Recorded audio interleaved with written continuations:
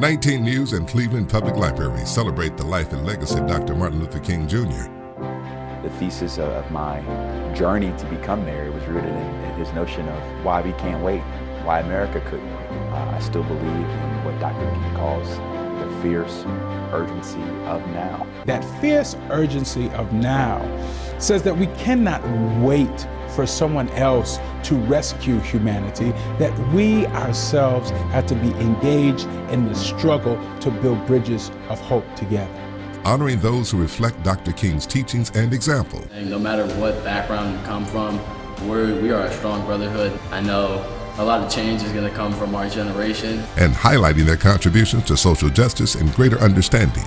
And so that's the spirit of Dr. King, that we have the opportunity to make our world better and to change people's lives by love.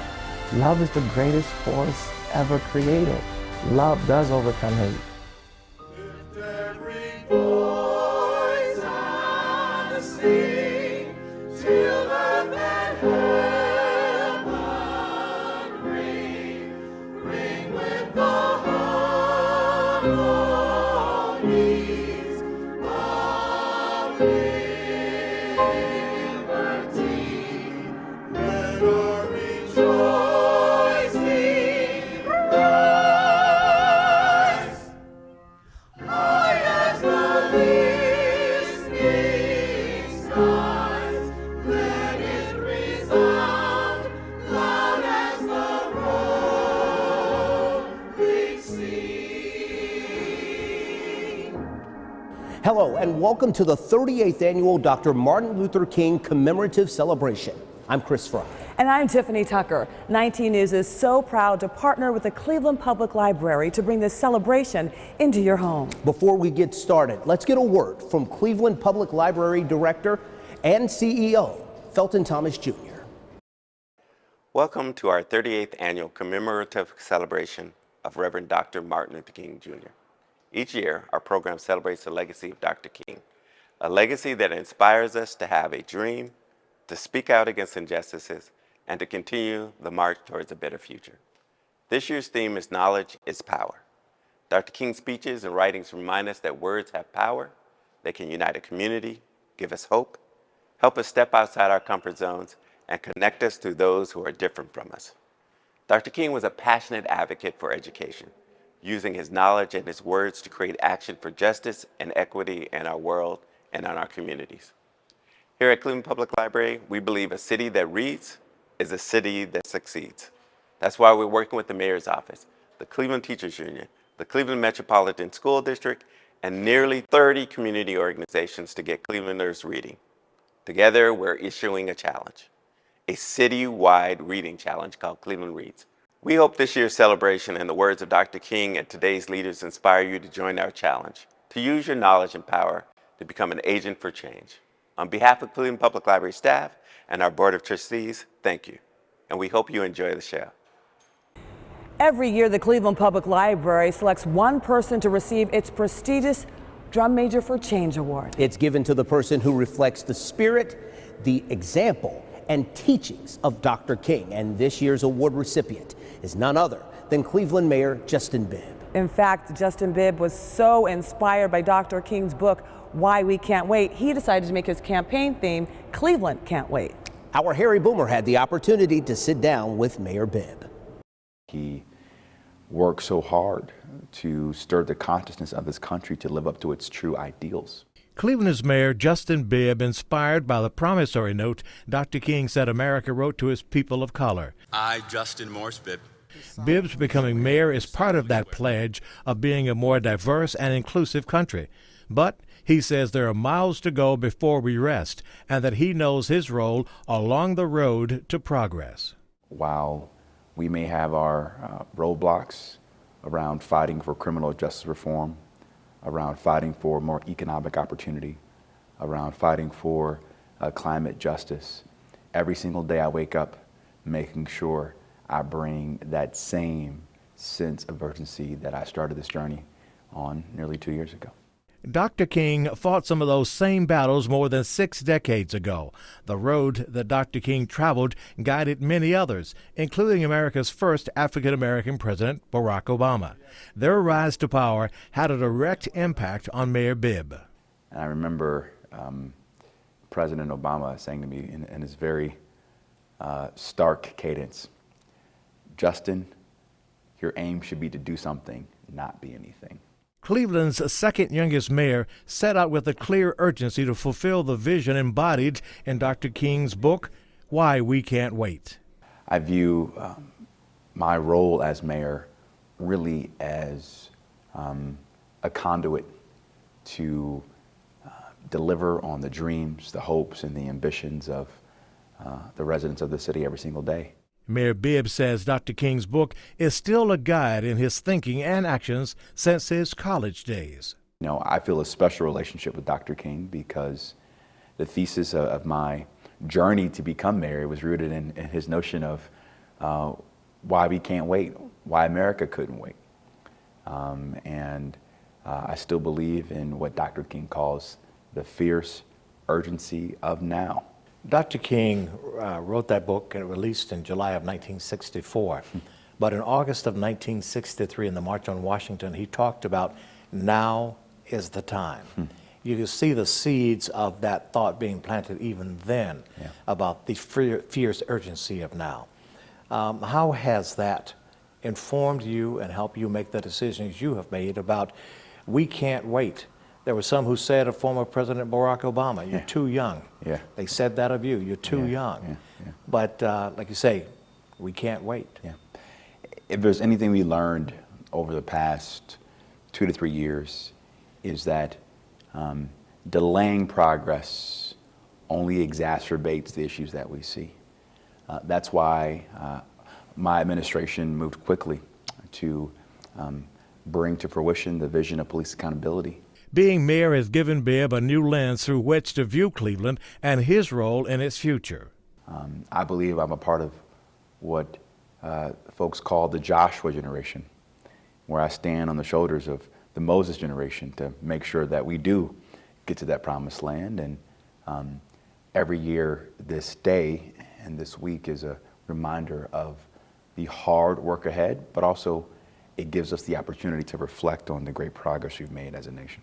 Mayor Bibb reading from the book by Dr. King, Why We Can't Wait. But now is not the time to grow weary or complacent. We have been through the desert for 40 days and 40 nights, but there is one more river to cross. The promised land is on the horizon.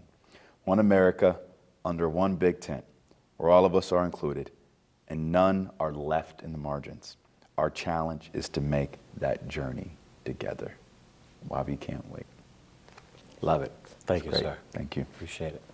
An important part of this celebration is to recognize those who truly reflect Dr. King's principles. They are the unsung heroes. The first, a young woman who's rising above the challenges in her neighborhood. I have seen a few people get shot in my face, so the experience is traumatizing. Traumatizing for a teen who says she just wants to be the positive change in her community. You have to worry about a lot. Being safe, everything. Like when you walk outside, you gotta keep looking back everywhere you go. You feel like somebody following you. Darielle Taylor faced with daily challenges. What does a better community look like for you? A community that comes together, not only for one is death, or a balloon release, or a funeral. Did you have a good day? Did they sign in, Ms. Robinson? The 18-year-old high school student says she sees hope and feels happiness when she steps inside the doors at the Friendly Inn local community center. She says the children help her forget about sadness in her Cleveland neighborhood that she says at times can be overwhelming. Hey, John, you got to sign over here. But their smiles bring her joy. Like without this job or without working with these kids, I don't know. I would be so depressed. I just want them to know that I love them and they really make me happy. Taylor's been a summer camp counselor for the center. They were so impressed with her that she's now one of their youth group leaders, working with kids in kindergarten through 8th grade. You could do mini Bs. You could do 12 Bs. You want to do that or triangles? just one of the many things she's involved in throughout the Central neighborhood. I love her personality, and she's a good woman. She's nice, she's kind. She do a lot of stuff for us. She like a big sister to everybody. Taylor also recognized at the MyCom Youth Voice Awards, and now the teen's been nominated as an unsung hero. She's an amazing example. Maria Estrella is the Public Services Manager for the Cleveland Public Library. You need a mentor. You need someone that you could look up to within your neighborhoods so you could see that you could do amazing things that may not necessarily be bestowed within the four walls of your school. Qualities, everything she has done with the Girl Scouts, receiving an award, and working here at the Friendly Inn with the children during the afternoons while she's still finishing her high school. This unsung hero says her dream is to be the difference, using her voice to make that change and educate others so that everyone has the opportunity to thrive in their community. Knowledge is the key to success. And without knowledge, you won't have the key to success. Dr. King said, quote, "We must, in strength and humility, meet hate with love." And humility is at the core of a program at a local high school. Students and staff there are making tremendous strides to make sure that everyone is seen, heard, and valued. Nicole Versansky has this story. A lot of change is going to come from our generation. You can feel the sense of pride and responsibility in that statement as we open the conversation on humility, diversity, and inclusion to a group of juniors and seniors at St. Edward High School in Lakewood. There's so much contention in the world. There's so much, like, you versus me. Every conversation has to be a debate in which I win. But it doesn't have to be that way. It can be a really cool exchange of ideas. I think the world needs a vaccination of humility. Humility is at the heart of Dr. James Knight's message. He's the Vice President for Diversity and Inclusion at St. Ed's. He's an author, a consultant, and an expert in the art of opening the dialogue on difficult topics. Race is one of those things that's so difficult to talk about in our country. People get hesitant, there's anxiety, people don't want to say the wrong thing. But if we can begin to encourage people to approach this through a lens of humility, to where everybody comes at it from that perspective, now we can lean in and have some courageous dialogue. That very dialogue is happening here at St. Ed's. We're very fortunate to be at a place from so many different backgrounds and to meet so many new people with different ideas. And I feel like once we go out into the real world, we got to be kind of cognizant that some people might not have that same privilege. St. Edward is an all-boys private Catholic school known for its academic and athletic excellence. The 970 students enrolled come from all over Northeast Ohio, from a variety of race, economic, and religious backgrounds. Sometimes it really does make you feel like a little privileged, but for me, it motivates me to be able to go out and help other people. You're able to look at the upperclassmen and see role models and figures that you can follow, and then when you get into those ages, you can champion diversity like them and be a role model. So many great things happening, challenges. What still needs to be done? Just think being transparent and honest with ourselves about some of our flaws and how we can change those flaws into benefits for the community and other people. Yeah, I think one of the biggest things too is action and solidarity. You can say you stand with somebody through words, but if you don't really show support, it doesn't really mean anything. Has there ever been a moment where you guys felt like you were called to action here at St. Ed's? Like about 2 weeks ago, I had a friend, he's Asian, and he heard a kid say like Asian hate month. And then some of our one friends were like joking about it. And then I just went over there and then I tapped the kid on the shoulder. I was like, "Hey, who said Asian hate month?" And then the kid said, "Oh, we were just saying a little joke." And I was like, "You see my friend over there, he's Asian." And I was like, "Don't do that, that's not cool here." Conversations turning to action, to change. There's more work to do. The work is never finished. And as the work continues for Dr. Knight, he can tell change is happening in little ways and big ones. Meet Royal Eddie. He was a freshman in 2009. I never even dreamed about being a Man of the Year. The Man of the Year award dates back to 1956, the highest and perhaps most coveted award for a senior. Naturally, you come into the school, you're like, on that wall, I don't see myself. is that truly possible, or is there like a prototype that they're looking for? It's a different picture on that wall now, and as the Assistant Director of Diversity and Inclusion at St. Ed's, Eddie says it's truly a full circle moment. Just seeing like the progression and knowing that it's been like a lot of years in the making, it's beautiful to like walk in the hallway and see it be so diverse. And what do you think if Dr. King were here today? What do you think he'd think about what you're doing here at St. Ed's? I think that he would be proud of like the change from when he was alive, and I feel like he'd be really proud of the brotherhood, specifically here at St. Ed's. In the Men of Hope, we kind of like, that's kind of our mission to steward, especially the young kids, like especially freshmen coming in, to help them on our path. Tell me what that you would want Northeast Ohio, people of Northeast Ohio, to think about St. Ed's. That St. Ed's is a beautiful and welcoming place that empowers students to follow Martin Luther King's example, but also to be culturally humble, to recognize your own limitations, your own biases, your own flaws, but to be open and to be excited about learning about other people's perspectives. Because they will never experience that of their own, I kind of have to live in memory of them. Meet a young unsung hero turning a devastating tragedy into a mission to continue Dr. King's work. Walking with Harriet to freedom. These are the pathways that freedom seekers took throughout the state of Ohio. And you can see like so many pathways ended in Cleveland. And making sure future generations never forget Cleveland's role in the fight for freedom. And here's a look at more unsung heroes.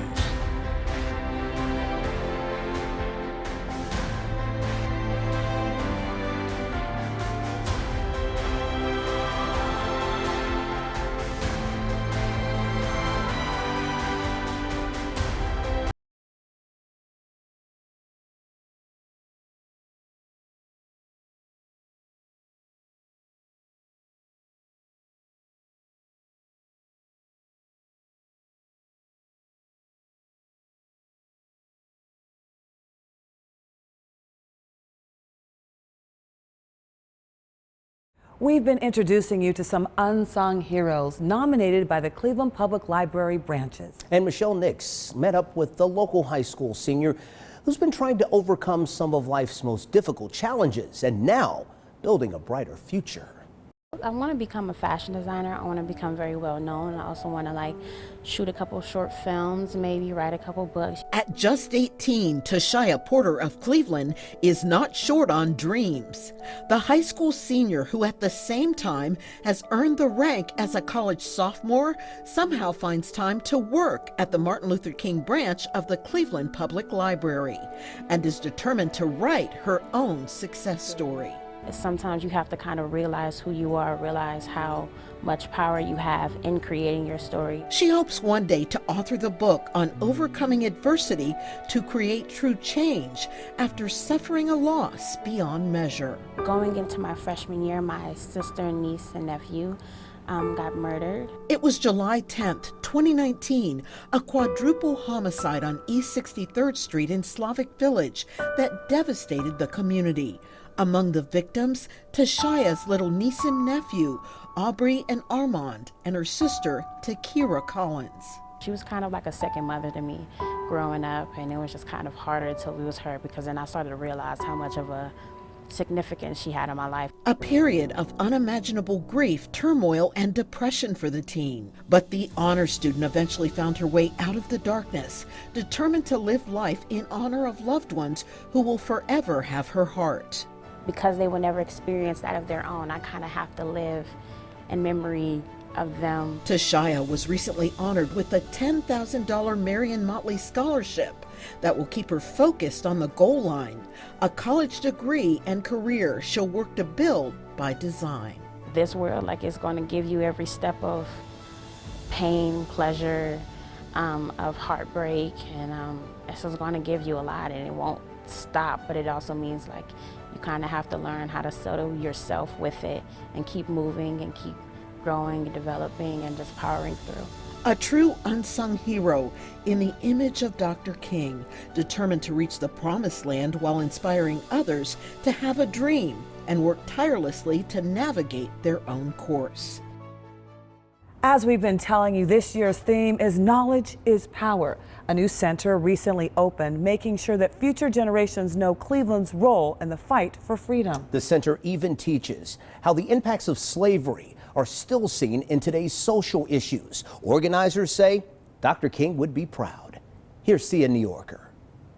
Follow the drinking gourd with all the old madness wait just to carry you to freedom. Follow the drinking gourd. Nestled here off Mayfield Road between East 115th Street and Circle Drive is the oldest and only surviving pre-Civil War structure in University Circle, the Cozad Bates House Interpretive Center, highlighting Northeast Ohio's history as a center of anti-slavery activism. If we don't study the lessons of history, we'll be doomed to repeat it. And I think that is one of the primary functions of the Cozad Bates House Interpretive Center. It sets an important context for anti-slavery activism that occurred before the Civil War even started, what happened during the Civil War, and the struggles that still continue to this day. So this is what we're about. We're about educating people about what happened coming up to this point and how those struggles still exist in modern times. Inside the home, photographs, newspaper articles, maps, signs, and other memorabilia documenting the history. Outside the home, constellations embedded in the sidewalk of the Big Dipper and Little Dipper, the North Star, guiding the way to freedom. It is named for 93-year-old Joan Southgate, retired social worker and activist who founded Restore Cleveland Hope and advocated for the house. In 2019, we sat down with the grandmother and spoke of her 519-mile walk across Ohio, recreating the Underground Railroad journey years before. I found that once I began, the walking was easy. Easy for a little old 73-year-old. It was easy. So what was that? Spirit, spirit, spirit.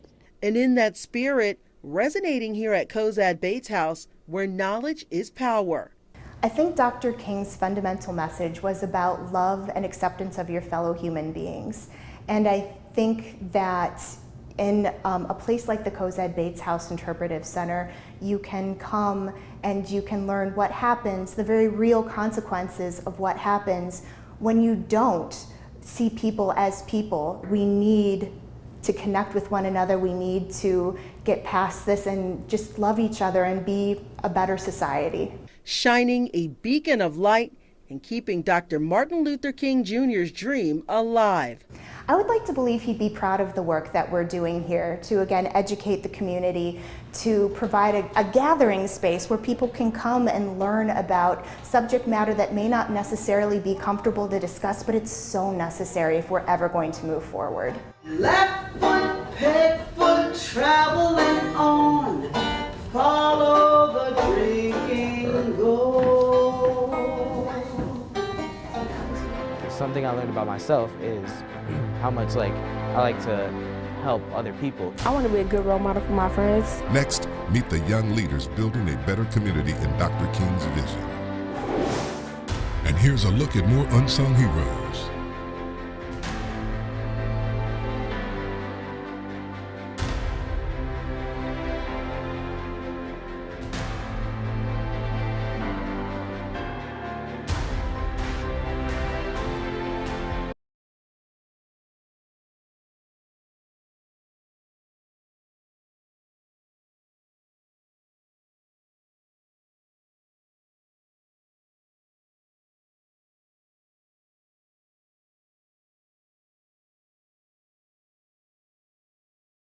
They are the first African-American fraternity. For nearly 120 years, Alpha Phi Alpha Fraternity Incorporated, like many other fraternities after them, have helped to mold young men in our community and living by their motto, first of all, servants of all. Well, for the Cleveland chapter of Alpha Phi Alpha, they have an initiative that's now ushering in the next generation.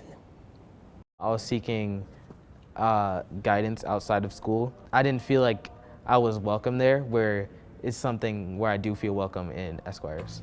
Creating an atmosphere of trust and comfort. These days, it's hard for young men to find that safe space, really to express themselves without fear of judgment. That's why the Alpha Esquires was created, to help teenagers overcome those doubts and grow as individuals. The nature of the program is to foster young men into becoming men. Which doesn't happen overnight. The program mentors young men through a host of initiatives, including civic work, financial literacy, family dynamics, and education. To make sure that they're strong in their academics so that they can become great young men, at the same token, and just grooming them for what it is to be a gentleman. And the benefits of those teachings are paying dividends. We have guest speakers sometimes which come, and we're like able to be engaged while also being able to be a good group and be interactive. Dealing with teenage boys in any situation, but particularly for this program, has presented some challenges. But the methods the Alphas use to convey their message to the ones that understand what being an Esquire is all about, well, it's fairly simple. It's by combining two key principles that are one and the same. When we hear the word power, knowledge in the same sentence, we like to put it together and say, with knowledge, we have the power to do anything. If you're knowledgeable, you can pursue getting stronger as a person, getting stronger mentally and physically, and just generally having a better understanding of life. And a man who personified knowledge is power better than anyone was Dr. Martin Luther King Jr., who is considered one of the greatest men Alpha Phi Alpha has ever produced. 55 years after his death, his legacy and teachings are prevalent today. He really inspired me by showing me that I really can do what I want to do in life. Dr. King valued the youth being empowered, valued having confidence to speak. So we infused that conversation from Brother King, philosophy of service and love for all mankind. As I mentioned in the beginning, Alpha Phi Alpha is the country's first African-American fraternity, and Dr. King himself is an alumni. And the Cleveland chapter just celebrated 75 years last November. The Brotherhood living out Dr. King's message, saying, quote, "The time is always ripe to do what's right," making the community better and mentoring the next generation of leaders.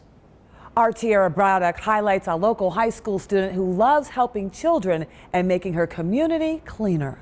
I want to be a good role model for my friends. Brittany Mormon is a role model indeed. The 16-year-old spends her spare time trying to make her community that she loves so much a better place. I read to the kids, I do art, and I make sure the community is clean.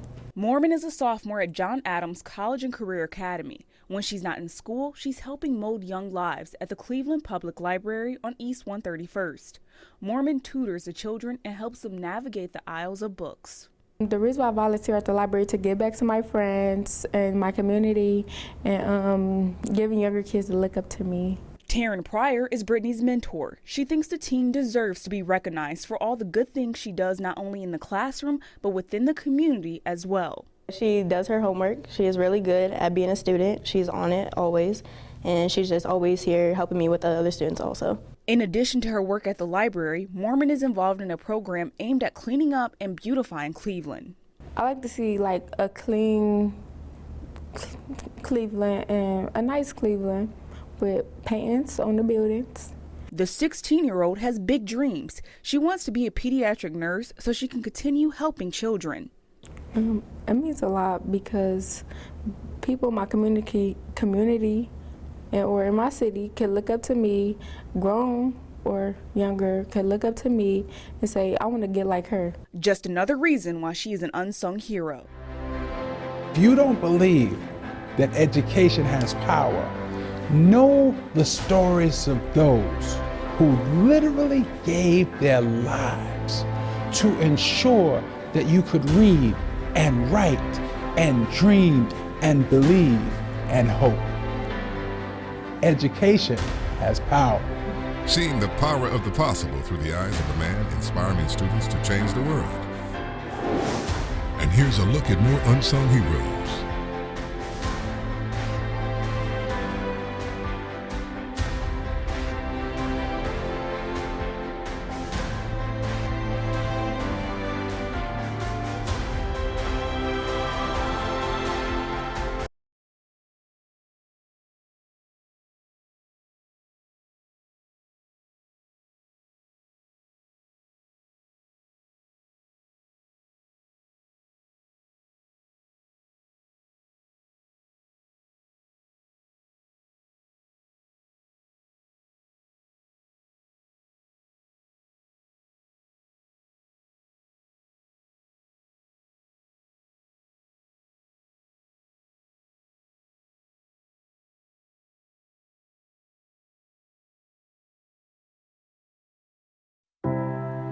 You're watching the 38th Annual Dr. Martin Luther King Jr. Commemorative Celebration.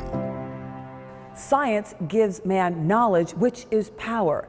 Those words spoken during a sermon by Dr. King back in 1959. It is also the theme of our special program. And it's to make sure that future generations realize the meaning behind those words. And that's really the goal of educators from around our area, including Tri-C President Dr. Michael Baston. Our Shannon Smith sat down with them to get the true understanding of knowledge is power. When you hear knowledge is power, what does that mean to you? The idea that if you know better, you can do better. That's what it means to have knowledge as a powerful source of inspiration, motivation, and ultimately perspiration. How does that theme play into your daily role as president at Tri-C? As president of Cuyahoga Community College, for me, making sure that every student has the information and the opportunity to think and grow and learn and change and develop is beneficial not only for them as individuals, but for the vitality of our community. When you hear Dr. Martin Luther King, and every year, of course, we celebrate him, and we try to obviously all throughout the year, but what does it mean to you, his legacy? Well, I am his legacy. I'm the embodiment of his vision, his dream, his hope, that one day we would have folks that get that broad education, that they could actually build good relationships across racial lines, that we could actually have a beloved community where folks are valued and appreciated and cared for. And so I'm the beneficiary of the hard-fought struggles.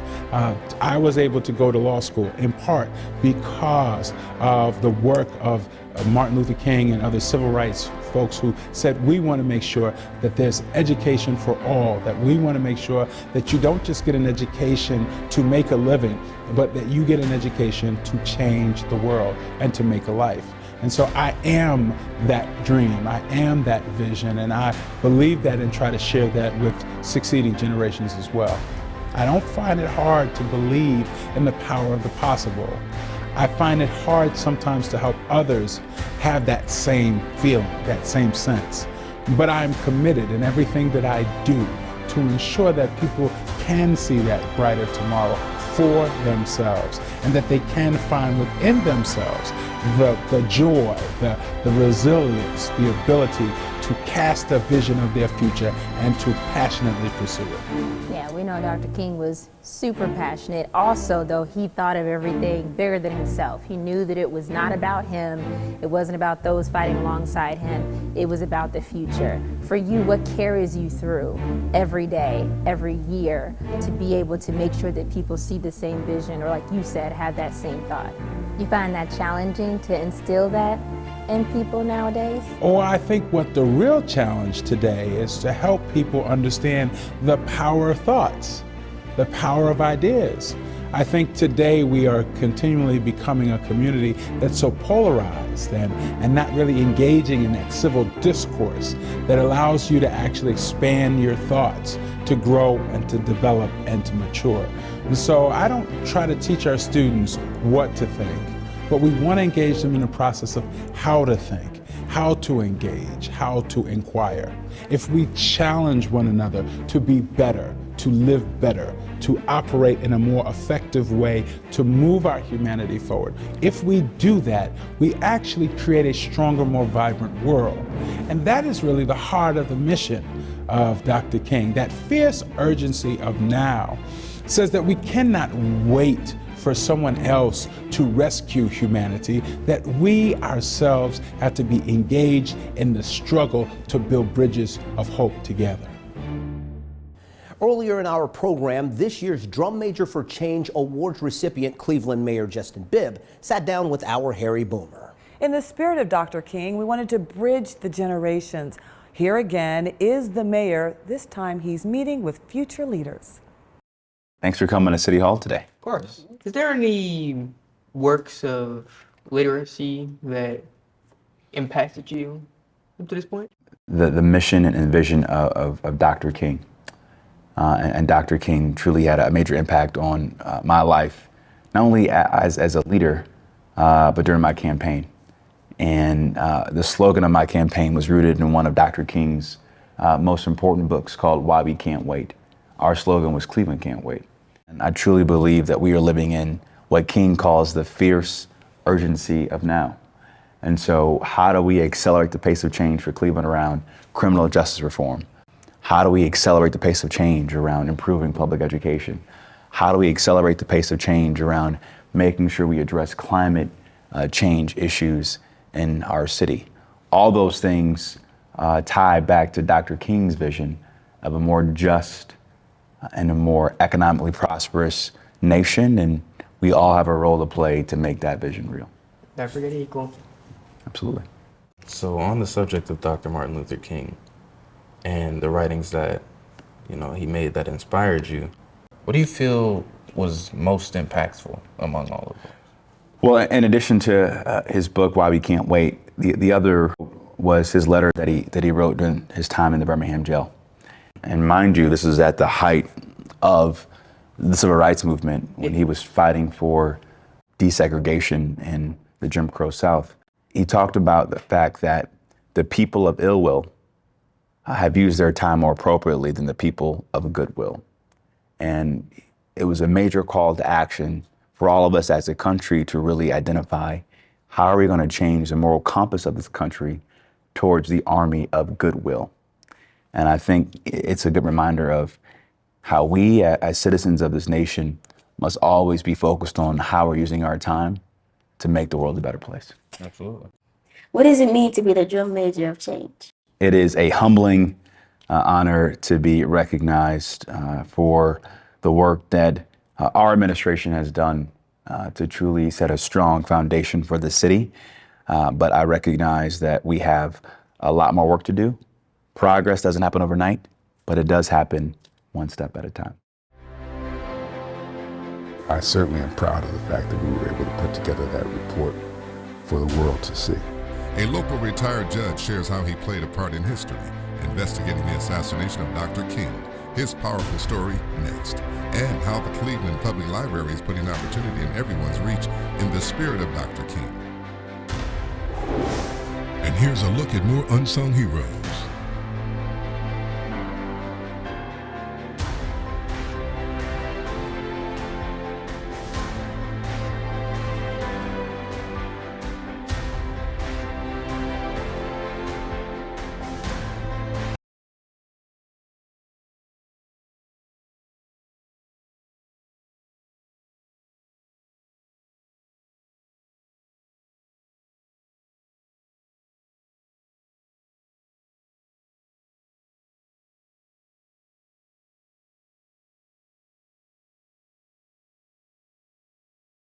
Judge Ronald Adrian spent 36 years on the bench of the Cleveland Municipal Court. But before he took to the bench, he played a part in history, serving on a committee in Washington, D.C., investigating the assassination of Dr. Martin Luther King Jr. Our Brian Duffy shares his story.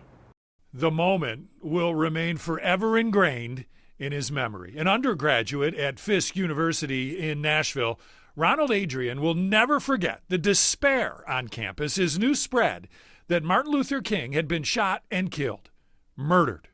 All of us who were in the dorm poured out onto, the campus, and there was a lot of, angst, as you might imagine, and screaming, yelling. Even as a young man, the future Cleveland Municipal Court judge was well aware of the impact that moment would have, realized the magnitude of the man the world had just lost. I can't say for a fact that if there had been no Martin Luther King that there wouldn't have been a civil rights movement, but I can say pretty clearly that Dr. King was the voice.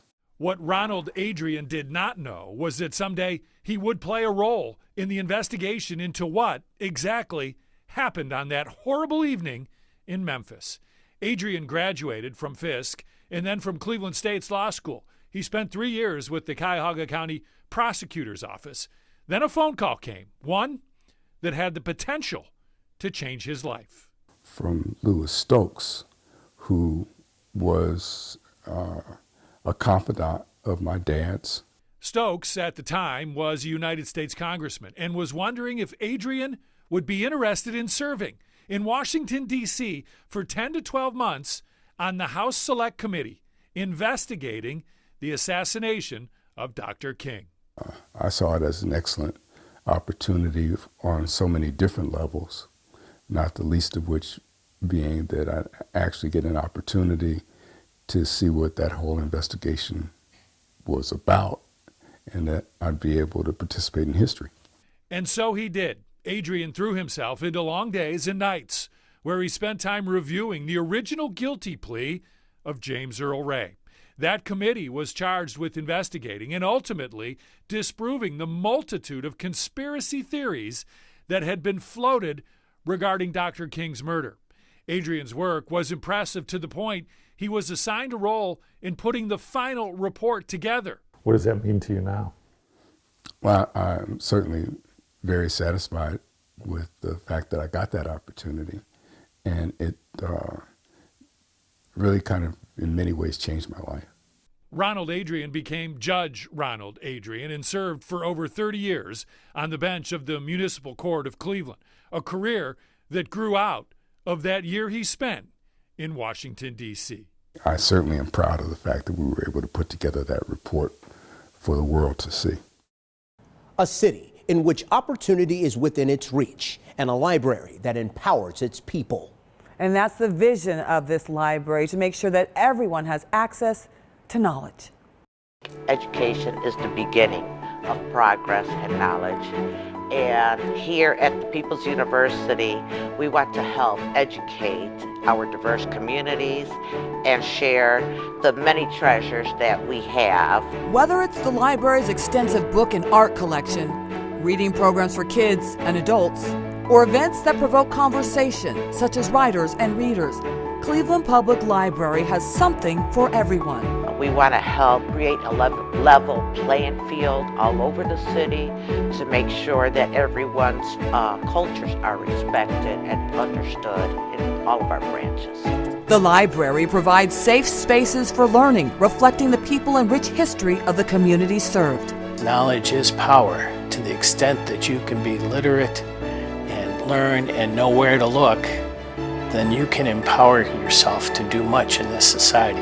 We call ourselves the People's University because whereas our libraries used to house books, now we house events for a wide variety of programs, meetings, training sessions, conferences, and networking. That's why our library branches are now called campuses, a place for you to connect to resources and your neighbors, creating community bonds that Dr. King fought for. He was a person who knew that knowledge is power and who knew that sharing and learning from each other was so critical to our success as a people. Dr. King inspires me with his drive to make a change, to make our communities better, to bring people together, and to stop hate. I have a dream. Students inspiring the community with their hopes and aspirations as they live the heart of the mission of Dr. King. And here's a look at more unsung heroes.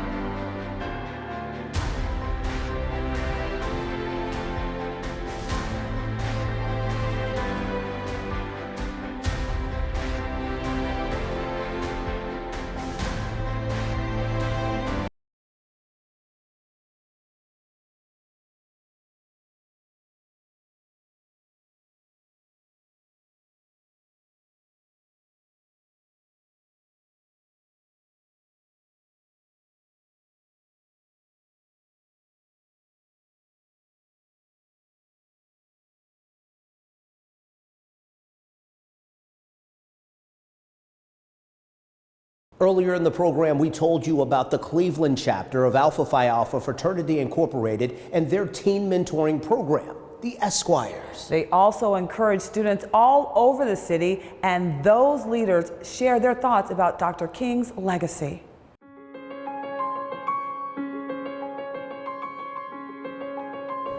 Knowledge is power means to me that if you understand and know more things, you're able to open up yourself to better opportunities.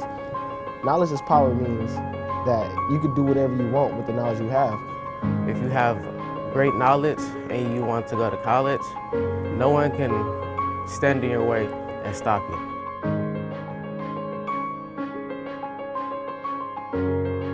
Dr. Martin Luther King inspired me in motivational purposes. He planted the idea in my head that the job is not finished and the war is not won. Dr. King inspires me with his drive to make a change, to make our communities better, to bring people together, and to stop hate. He was front row leading. He wasn't just a talker, he was a doer. His unique methods of solving his problems. You know, the concept of revolution was really founded in bloodshed, but he took that definition and completely flipped it into something non-violent.